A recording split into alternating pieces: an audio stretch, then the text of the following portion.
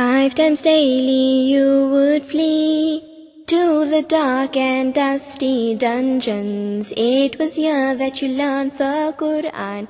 It was here that you practiced your iman. La ilaha illallah, la ilaha illallah, la ilaha illallah, la ilaha illallah. A very good morning to you. It's just on 20 to 7 and you're watching Morning Live. My name's Jan van Riebeeck. I'm standing in for Vuyo and Michelle for the morning. Well, this year, Muslims are celebrating 200 years of freedom to worship after their faith was unbanned 200 years ago in South Africa. The Muslim community, in the form of the Bicentennial celebrations, spearheaded by an organization called Awqaf, is spearheading the organization of festivities. Awqaf means community development through donation. Islam was banned during the early period of conquest and was only unbanned in 1804. Nosichelo Nkume and cameraman Chris Poswa compiled this report.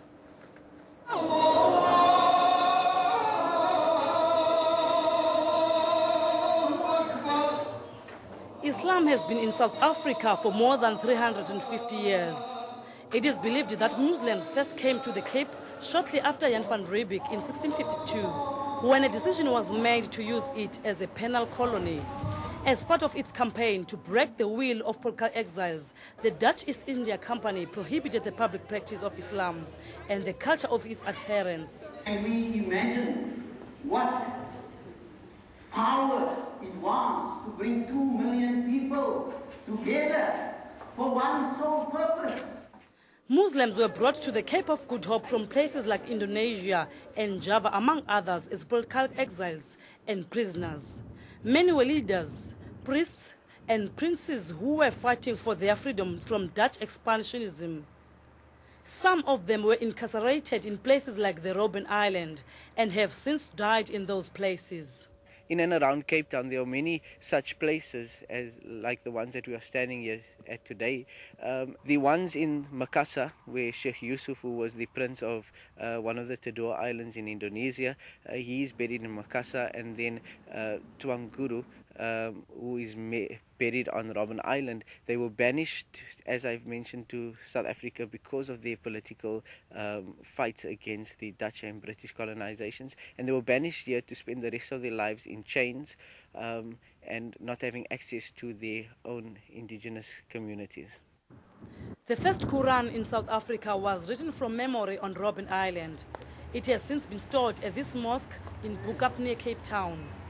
The mosque is the first in South Africa and was built in defiance of oppressive laws of the Dutch.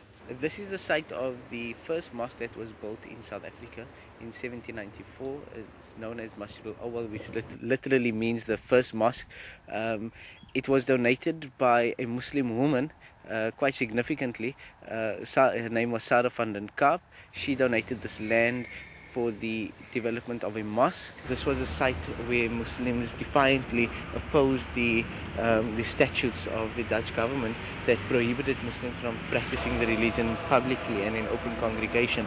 And as part of this, the restricting laws of the Dutch government that restricted Muslim public life quite significantly, Muslim marriages were not recognized. Muslims were regularly detained for defying the laws, and incidentally, Muslims were in actual fact the first people to have to carry the Dom pass in Cape Town.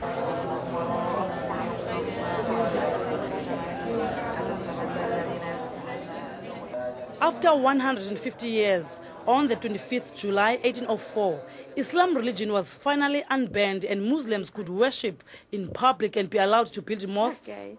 Islam and Arabic is now taught at various Islamic colleges around the country. Nosichelo Nkume, SABC, Cape Town. 5 times daily you would flee to the dark and dusty dungeons. It was here that you learned the Quran. It was here that you practiced your iman. La ilaha illallah, la ilaha illallah, la ilaha illallah, la ilaha illallah.